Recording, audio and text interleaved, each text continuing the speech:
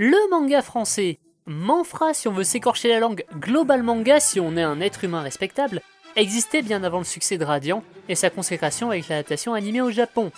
L'un des plus anciens est sûrement Sentai School qui fête cette année ses 20 ans, un manga de Philippe Cardona, le dessinateur des BD Noob.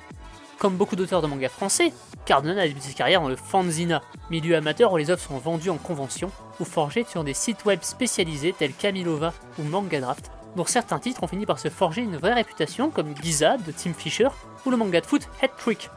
Ce n'est pourtant pas là que Renaud Lemaire, auteur de Dreamland, s'est forgé. Pendant longtemps, et au vu du nombre de tomes que compte le titre ainsi que sa similarité avec One Piece, beaucoup ont pensé qu'il serait le premier à être adapté en animation. Dreamland, sorti en 2006, est le véritable premier impact du genre, initiant toute une pelletée d'auteurs aventureux cherchant à surfer sur la vague en signant des contrats dans différentes maisons d'édition, mais aucun n'arrivera à tenir la dragée haute face à l'œuvre de Lemaire. Le marché devient sporadique durant cette période, et il faudra attendre 10 ans pour voir le manga français revenir en force.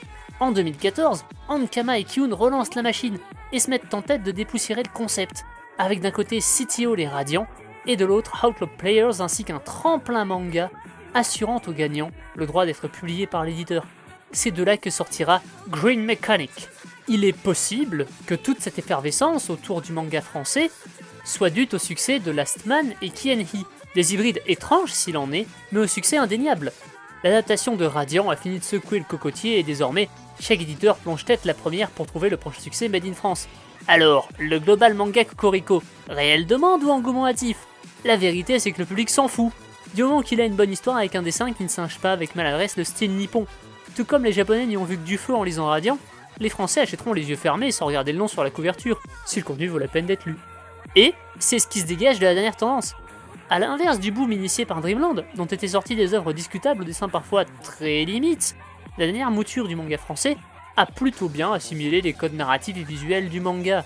Ça n'est plus de l'imitation mais une véritable réappropriation. Il y a même des éditeurs qui se sont forgés uniquement autour de ce concept. C'est en partie le cas d'H2T, dont l'idée est de travailler directement avec les auteurs. De ce fait, leur catalogue est massivement rempli de global manga. Le petit éditeur indépendant est devenu en mai un département des éditions Pika.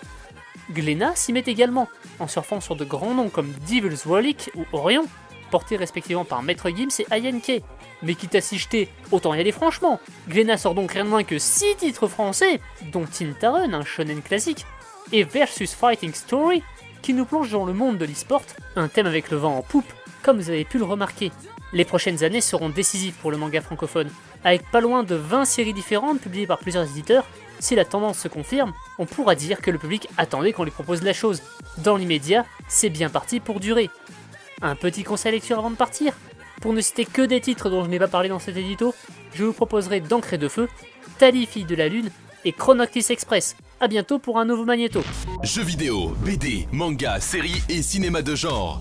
L'actu Pop & Geek, c'est dans Hyperlink, votre cocktail de bulles et de pixels, avec Karel et son équipe, tous les dimanches à 16h, en direct sur VL.